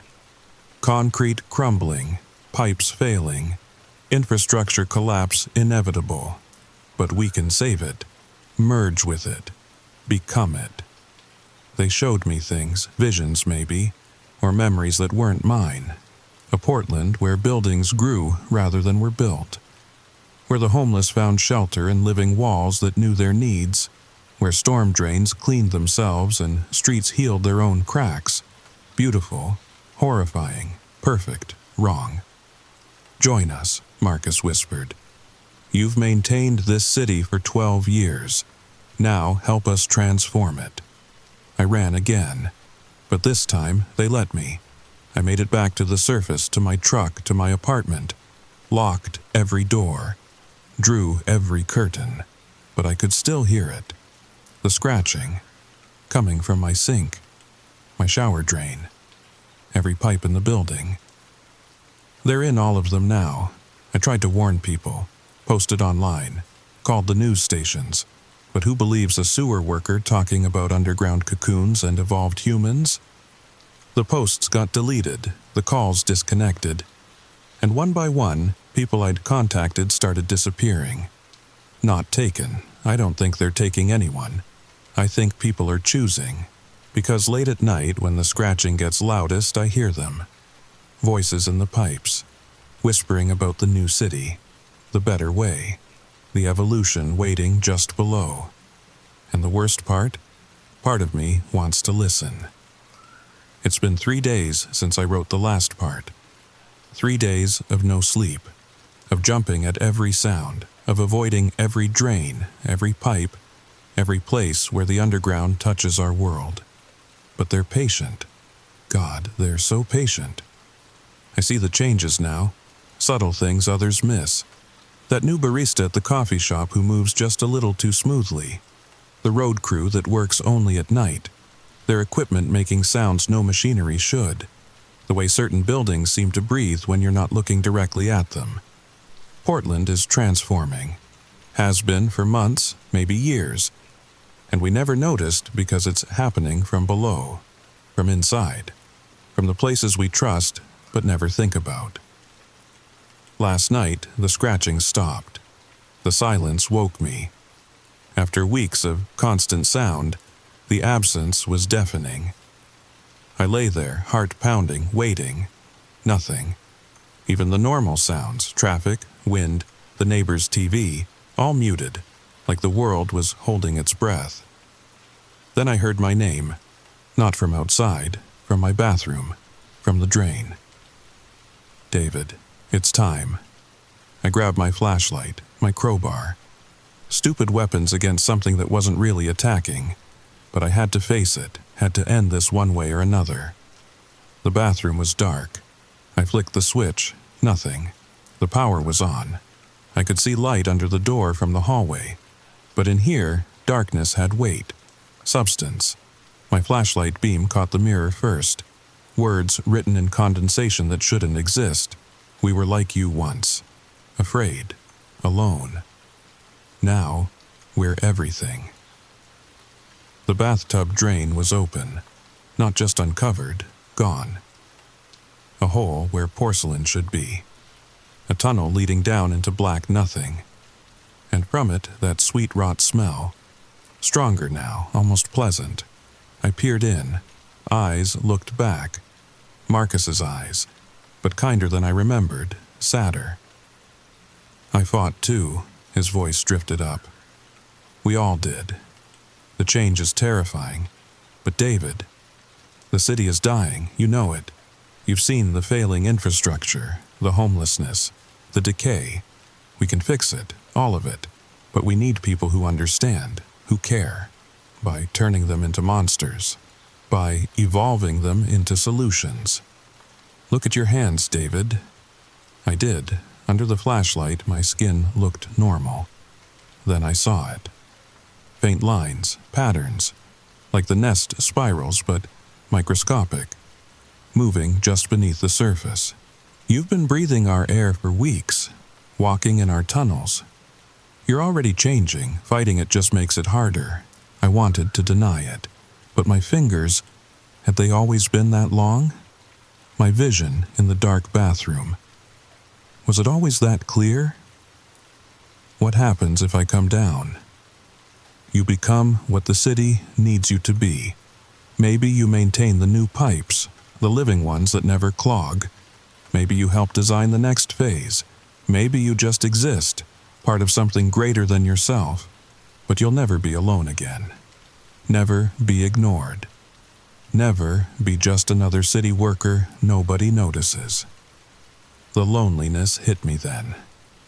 12 years of thankless work, of fixing problems nobody saw, of being invisible until something broke. And if I don't, then you stay as you are, changing slowly, fighting pointlessly, watching your city crumble while knowing you could have saved it. We won't force you, David. That's not our way. But you'll know. Every broken pipe, every flooded street, every person sleeping cold, you'll know you could have helped them evolve beyond suffering. I sat on the bathroom floor for hours, flashlight growing dim, listening to Marcus tell stories of the others, how they'd found purpose, community, a family that spanned the entire underground. Dawn came eventually, weak light through the small window. The hole in my tub was gone, drained back to normal, like nothing had happened. But the patterns under my skin remained. I'm uploading this now because I need someone to know, to understand. Tomorrow, there's a city council meeting about infrastructure funding. They'll debate millions they don't have for repairs that won't last. And I'll sit in the back, knowing there's another way. The scratching has started again. Softer now. Almost musical. And I find myself tapping along. They're building something beautiful down there. Something terrible. Something necessary. And I don't know if I'm strong enough to keep saying no. If this recording stops updating, if I disappear like the others, check the storm drains. Look for the patterns, the nests, the cocoons, but be careful. Because once you see them, really see them, you'll understand why so many are choosing to go below. The city isn't just dying, it's trying to be reborn. And maybe that's not wrong. Maybe I've been the one who's wrong all along. The drain is calling again, louder now. And this time I might answer. Wait, do you hear that? That scratching sound? Check your sink, your shower. That storm drain you pass every day without thinking. They're there, building, waiting, offering a choice that's not really a choice at all. And if you're listening to this late at night, alone in the dark, you might already be changing too. Look at your hands. Look closely. Do you see the patterns? If you need to know what happened to me, If you're brave enough or foolish enough to seek the truth, start with the storm drain on Maple Street, the one that started it all. But remember, once you go below, you might not want to come back up. The old city is ending, the new one is being born, and we all have to choose which one we'll call home. Sweet dreams, Portland. If you can still sleep after hearing this, comment below. Tell me I'm not alone in seeing the patterns. Tell me I'm not crazy. Or tell me I am. Either way, the scratching continues. And tomorrow, I make my choice. Story number 4. I need you to understand something before I tell you this story. Something that might save your life one day.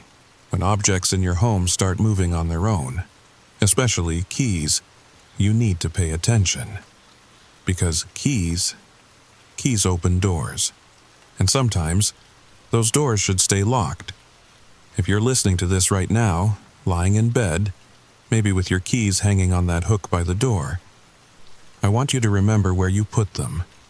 Remember exactly which hook. Because tomorrow morning, they might not be there. Hit that subscribe button if you want to hear more stories like this. Stories that might just keep you safe. And please, share this with someone you care about. They need to know what I'm about to tell you. The story begins now. The first time I noticed my keys had moved, I blamed myself. You know how it is. Long day at the office in downtown Denver. Traffic on I-25 backed up for miles. Brain on autopilot. I distinctly remembered hanging them on the middle hook by the door. The brass one, shaped like a tiny horseshoe that came with the apartment. But there they were the next morning, dangling from the left hook instead. Getting old, Sarah, I muttered to myself, grabbing them as I rushed out for my morning Starbucks run. The barista, Jake, always had my vanilla latte ready before I even reached the counter. Small routines like that kept me grounded in my new life. 6 months since the divorce. 3 months in this Victorian-era apartment building on Pearl Street. And I was finally starting to feel like myself again. The building had character. That's what the landlord, Mrs. Chen, had said when she showed me around. Original hardwood floors that creaked in all the right places. Crown molding that belonged in a museum, and those old brass fixtures everywhere, including the row of 5 hooks by my front door, each one different. The horseshoe in the middle, a small anchor on the far left, a crescent moon second from the right, a key-shaped hook, ironically, on the far right, and between the horseshoe and moon, a simple round knob. That night, I made sure to hang my keys on the horseshoe hook. Even said it out loud.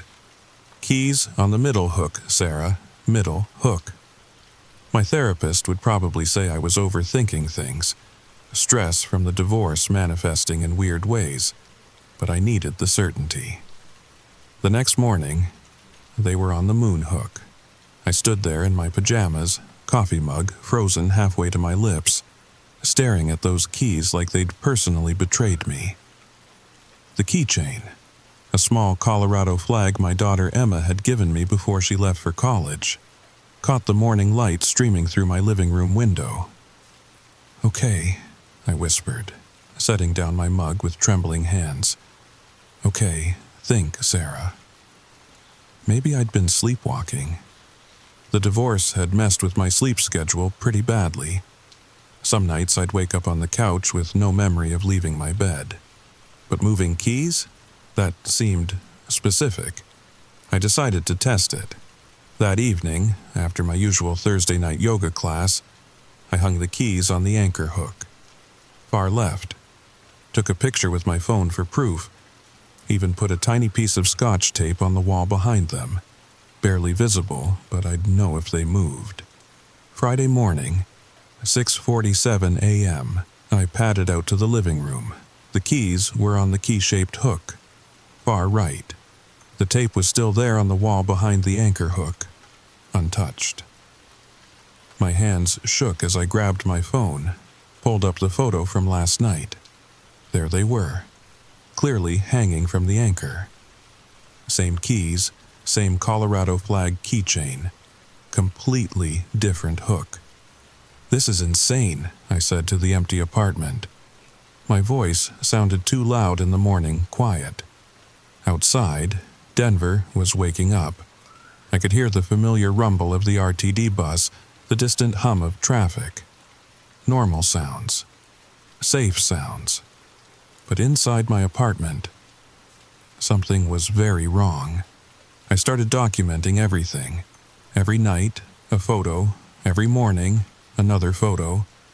A pattern emerged that made my skin crawl. The keys never returned to the same hook 2 nights in a row. They moved in what seemed like a deliberate sequence, left to right, then back again. But never the same pattern twice, like someone was playing a game and I didn't know the rules. By the second week, I'd installed a small security camera. Nothing fancy, just a cheap one from Best Buy that connected to my phone. I aimed it at the hooks, set it to record all night. The first recording showed nothing.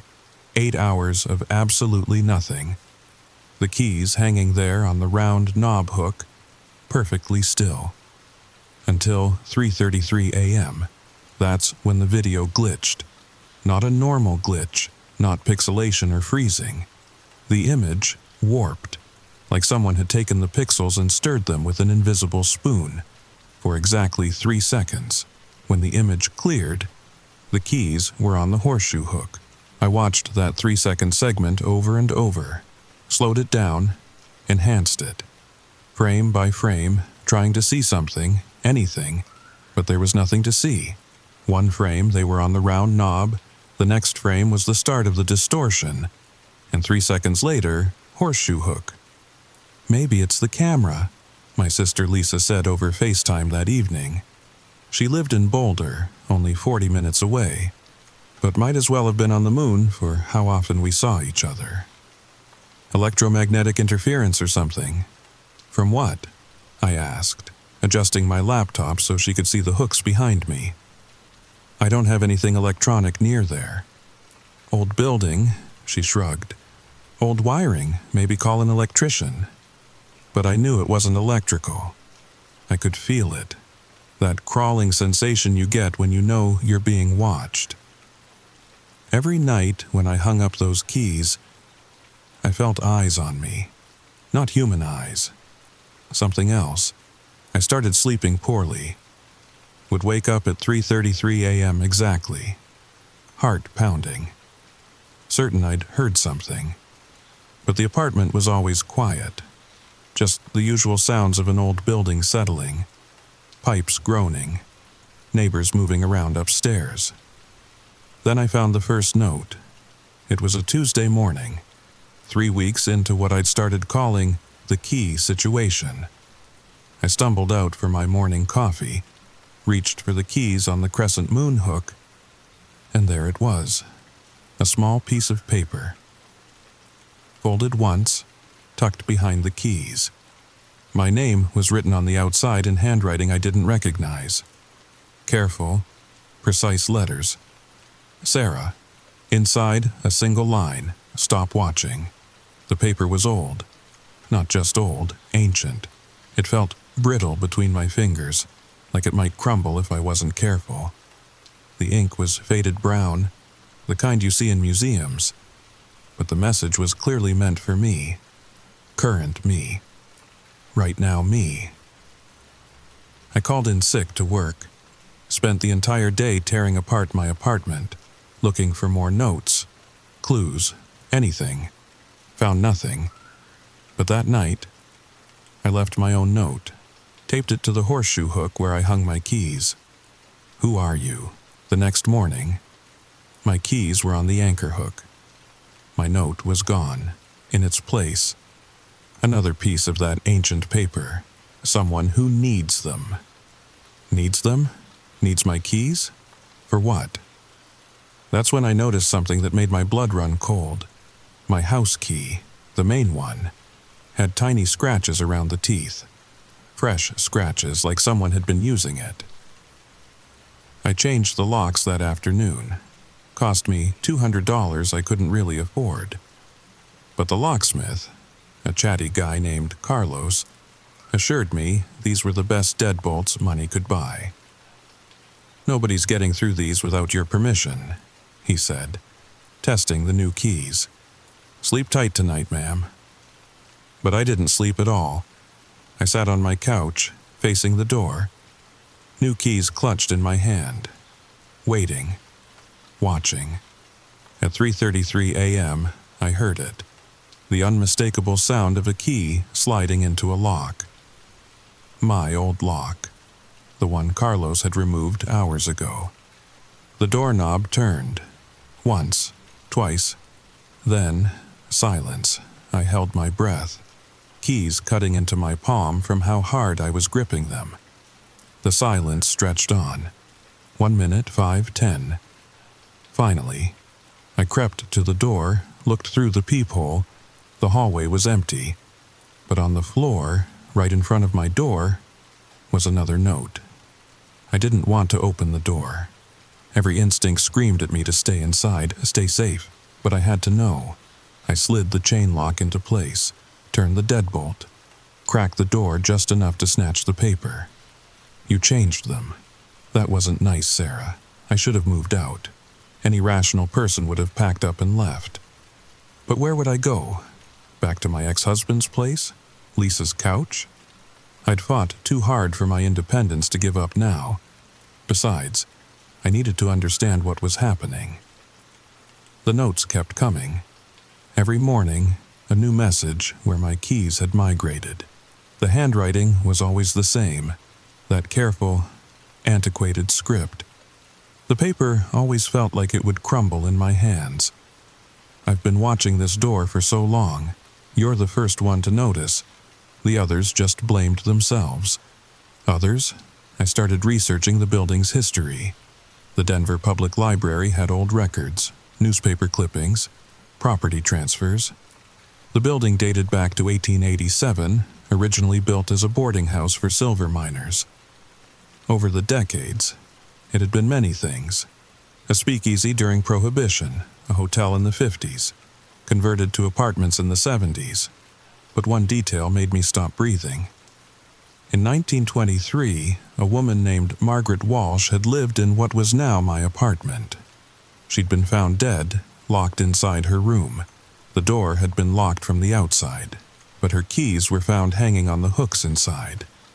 All 5 hooks, which the newspaper described as an unusual decorative choice for the era. The police had ruled it impossible. You can't lock yourself in from the outside. Case closed. But I knew better now, because my keys, they moved on their own. I started leaving more notes, questions, demands. Sometimes they were answered, sometimes ignored. "Who are you?" I'd write. "Someone who was locked out," came the reply. "What do you want? To come home?" That one made me sleep with all the lights on. The camera kept recording, kept catching those 3-second distortions at 3:33 a.m. I tried staying awake, watching the hooks myself. But somehow, no matter how much coffee I drank, how loud I set my alarms, I always dozed off right before 3:30, would jerk awake at 3:34 to find the keys moved. Then came the night I heard footsteps. Not in the hallway, inside my apartment. I was in bed, that drowsy space between waking and sleep, when I heard them. Soft, careful, like someone trying not to wake me. They started in the living room, near the hooks, moved slowly through my apartment, kitchen, bathroom, stopped right outside my bedroom door. I couldn't move, couldn't breathe. Just lay there, covers pulled up to my chin like a child, watching the thin strip of light under my door, waiting for a shadow to pass, for the handle to turn. The footsteps resumed, moving away, back through the apartment, back to the living room. Then, the unmistakable jingle of keys. The next morning, I found all 5 hooks empty. My keys were on the kitchen counter, arranged in a perfect circle. In the center, another note. I remember this room. That's when I understood. This wasn't about my keys. It had never been about my keys. It was about the doors they opened. I knew what I had to do. It came to me during another sleepless night, staring at those 5 hooks. Margaret wasn't trying to hurt me. She was trying to get in, had been trying for 100 years, moving keys from hook to hook, searching for the right combination, the right person, the right moment. But first, I needed to understand more. The Historical Society had mentioned other documents, letters and journals from former residents. I spent my Saturday morning there, dust motes dancing in the light from tall windows, searching through boxes of yellowed papers. That's where I found Eleanor's journal. Eleanor Hartley had lived in my building in 1957, 34 years after Margaret's death. Her entries started normal enough. Complaints about Denver weather, notes about her job at the telephone company, recipes for casseroles. But then, April 15th, 1957, the keys moved again last night, 3rd time this week. Harold thinks I'm going batty, but I know what I saw. Left hook to right hook. Always at the devil's hour. Devil's hour. 3:33 a.m., just like mine. April 22nd, 1957. Found a note today. Old paper, like from grandmother's time. It said, "Let me in, Eleanor." Harold says I wrote it myself. Says I need to see Dr. Morrison again. But the handwriting, it's not mine. I photographed every page, hands shaking. Eleanor's entries grew more frantic as weeks passed. She'd tried everything, new locks, blessing the apartment with holy water, even sleeping with the keys under her pillow. May 3rd, 1957. Harold left. Says he can't take my hysteria anymore. But I'm not hysterical. She speaks to me now, not with words, with the keys. Different hooks mean different things. I'm learning her language. The entries stopped abruptly on May 15th. I cross-referenced with newspaper archives. Eleanor Hartley had been committed to the Colorado State Hospital, diagnosed with severe paranoid delusions. She'd been found by neighbors, standing in the hallway at 3 a.m., holding 5 different keys, trying each one in doors that didn't exist. A pattern emerged. Every 20 to 30 years, someone in my apartment reported the same phenomenon. Moving keys. Notes. The sound of jingling at 3:33 a.m. But what happened to them afterward varied. Eleanor had been institutionalized. A man named Robert in 1981 had simply vanished one night, leaving all his belongings behind. A young couple in 2003 had broken their lease after just 2 months, refusing to tell the landlord why. And then there was me, that evening. I sat in my apartment with all my research spread across the coffee table. I looked at the hooks, really looked at them. 5 hooks, 5 different shapes. Why 5? Why these specific shapes? That's when I noticed it. The wear patterns. Each hook showed different levels of tarnish, different scratches, like they'd been used unequally over the decades. The horseshoe hook showed the most wear, the key-shaped hook the least. I hung my keys on each hook, one at a time, and waited. Listened, felt. The anchor hook made me think of traveling, of boats and distant shores. The crescent moon brought feelings of nighttime, of secrets, of things hidden. The round knob felt neutral, waiting. The key-shaped hook seemed almost ironic. A key on a key, like a question answering itself. But the horseshoe felt like home. "That's it, isn't it?" I said to the empty room. "The horseshoe was yours, your special hook." The air shimmered, just slightly, like heat waves off summer asphalt. I pulled out my laptop, did more research. In the 1920s, horseshoes were still common good luck charms. People hung them over doors, carried them in pockets, gave them as gifts. Someone gave you a horseshoe, I continued, speaking to the shimmer in the air. Someone special. And you hung it here, made it into a hook, so you'd always remember. The keys on the horseshoe hook jingled, softly, sadly. Your husband, I breathed. He was a miner. They believed horseshoes protected them underground. He gave it to you before he died. The shimmer intensified, for just a moment, just a heartbeat. I saw her, a woman in a faded dress, hair pinned up in the style of the 20s, standing by the hooks. Her hand rested on the horseshoe, and her eyes were so tired. Then she was gone, but I understood now. The keys weren't just moving randomly, they were trying to find their way back to the horseshoe hook, back to the symbol of love and protection, back to where they belonged. But something was stopping them. Some force or rule or cosmic irony that meant they could never stay there. Unless, the next night, I did something different. I took all my keys off the ring, spread them on the coffee table.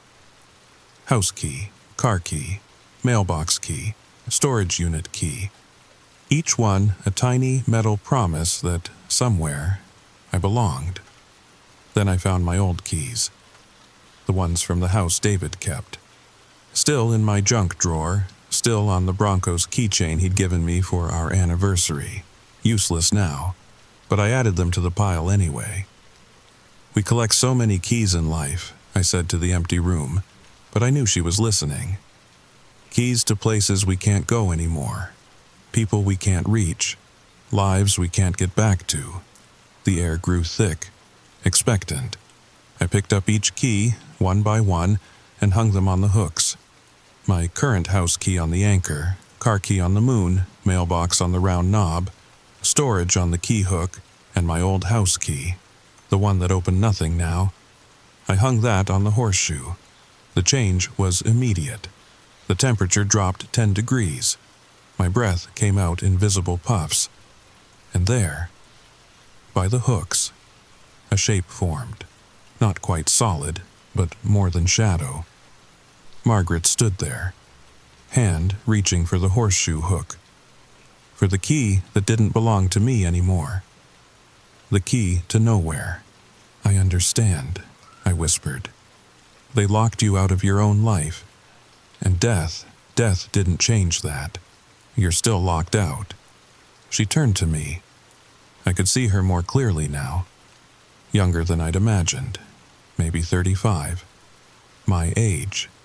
Her dress was dark blue with tiny flowers.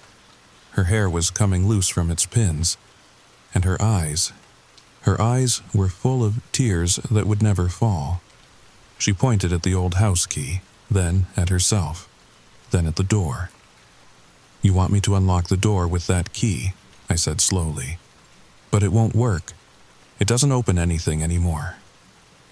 She shook her head, pointed again, more insistently. And then I understood. It wasn't about the physical lock. It never had been. I took the glowing key, walked to my front door, put it in the lock. Of course, it didn't turn, but I kept trying, gently, like I was having a conversation with the lock itself. This key used to mean home, I whispered. Used to mean love. Used to mean belonging.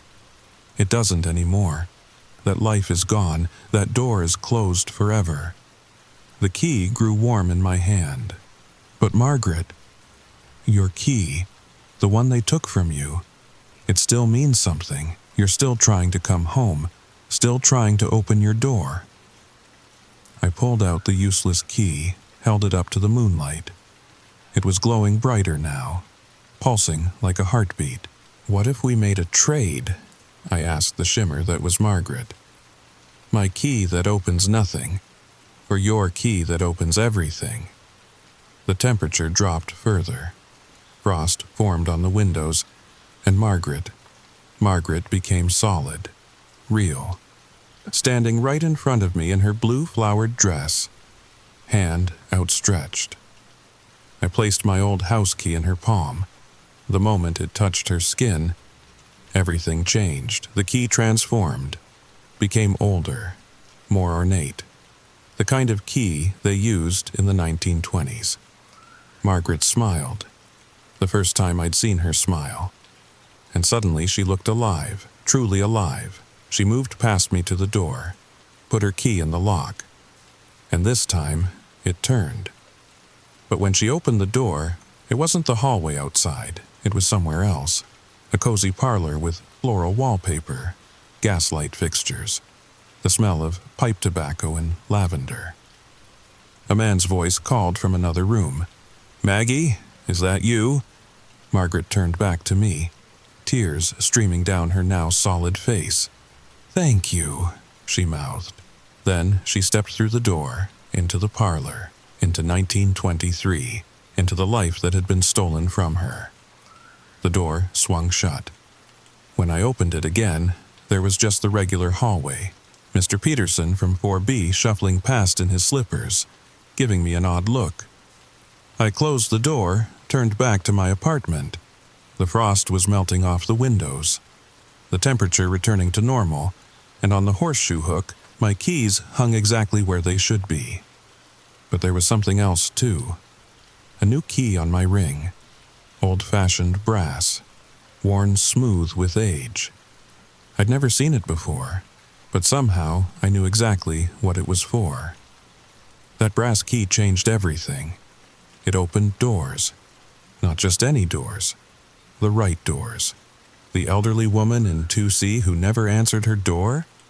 The key turned smoothly in her lock when I heard her fall inside. My daughter Emma's dorm room when she called me crying at 2 a.m., too upset to explain why. The key worked everywhere it was needed, but it came with responsibility and consequences. I started having dreams, not nightmares, more like memories that weren't mine. I'd see the boarding house in the 1920s, smell coal smoke and bread baking, hear the clink of glasses from the speakeasy in the basement, and I'd see the night it happened. Margaret being locked in by someone she'd trusted, her terror, her desperation. I woke from these dreams shaking, Margaret's terror still coursing through me. But there was more. Names, faces, others who had been locked out, locked in, locked away. The brass key pulsed with their stories, their need. My life became a series of small interventions. I'd feel the key grow warm, know someone needed help. Sometimes it was simple, a child locked in a hot car. Sometimes complex, like the teenager in my building whose parents locked him out when they discovered who he really was. But the key exacted a price. Every door I opened, I felt a little more connected to that liminal space Margaret had inhabited. The place between. Sometimes I'd catch myself checking the hooks in the middle of the night. Sure, I'd heard jingling. Sometimes I'd find notes I didn't remember receiving, in handwriting that looked almost like mine. The doors remember you now. You're becoming a keeper. One day you'll need to pass on the key. That last one scared me, but I understood. This wasn't meant to be mine forever. Just like Margaret had needed someone to free her. Someone would eventually need me to do the same. That was 3 years ago. My keys still hang on those hooks. The same 5 brass fixtures that have been there for over a century. But they don't migrate anymore. They stay where I put them most nights. Sometimes, rarely. I'll wake to find them on a different hook. Always with a purpose. The morning my daughter Emma surprised me with a visit, they were on the anchor hook, and I somehow knew to call in sick before she rang the doorbell. The night a fire broke out 2 floors down. They were on the crescent moon, and I was awake and ready to evacuate before the alarms even sounded. Wait, that's not right. I'm not Sarah, not anymore, I'm Jason. I moved into this apartment 6 months ago after my partner left me. Took everything except the guilt. said I was too closed off, too locked inside myself to love properly. Maybe they were right. I hung my keys on the middle hook that first night, the horseshoe. Seemed like I could use some luck. The next morning, they were on the moon hook. I've been documenting it, just like Sarah did, though I didn't know about her then. Found her journal last week, hidden behind a loose board in the closet. She'd written everything down. The notes, the dreams, Margaret, the brass key. I haven't seen any ghosts yet, no mysterious notes, but the keys, they keep moving. And last night, I swear I heard someone whisper, "The keeper comes." Sarah's journal talks about choices, about doors that need opening, about the weight of carrying keys for others. I understand that weight, carried it my whole life. All the times I couldn't be myself, couldn't speak my truth, couldn't walk through the doors that others pass through so easily. Maybe that's why the keys chose me.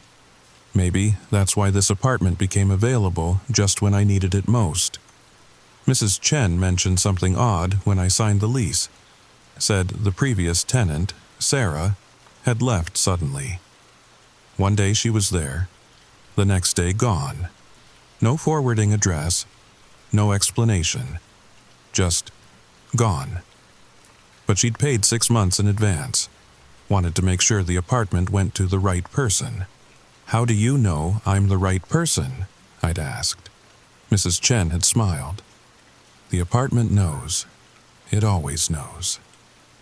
Tonight my keys are on the key-shaped hook, full circle from where this all started. At least for me. Tomorrow they'll be somewhere else, and eventually, eventually I'll see her. Margaret, or Sarah, or whoever the keeper is now. Because I can feel it building, that pressure between what is and what should be. All the locked doors in my life, in so many lives, pressing against the barriers, waiting for someone with the right key. The brass key that Sarah wrote about. I haven't found it yet, but I know it's here. Waiting, like the apartment waited for me, like the hooks waited for the right person to notice. And when the time comes, when I find that key, I'll be ready. Ready to open doors. Ready to help others find their way home. Ready to become a keeper. Outside my window, Denver sleeps. Inside my apartment, 5 brass hooks wait in the darkness, and somewhere in the space between. The sound of jingling keys echoes through time, calling to those who know how to listen. The keeper comes, and when they do, new doors will open. They always do.